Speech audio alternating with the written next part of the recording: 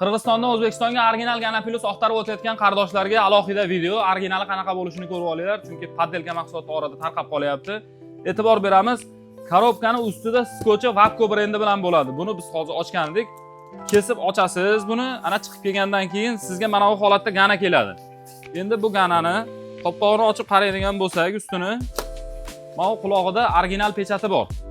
Bu bitta belgisi bo'ladigan bo'lsa, siz yana ochganingizdan keyin mana bu ustida Vapco'ning alohida brendi bilan pechatlangan etiketkasi ham o'zini to'liq holatida bo'ladi. Ustida mana bu yozuvlari bo'ladi.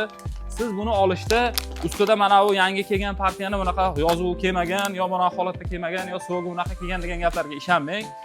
Mana shu holat aniq to'liq bo'lish kerak har bitta nimada etiketkada, mana bu Vapco yozuvi bo'lish kerak. Agar ishonmaydigan bo'lsak, mana bu holatni ham olib ko'ramiz.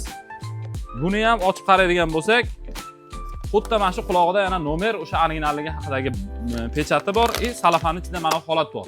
Sizlar original Ganapilus qidirayotgan bo'lsalaringiz bizga aloqaga chiqib, bu videoni u tomondan bu tomonga Ganapilus oqtarib o'tayotgan tanishlarga jo'natib qo'yamiz.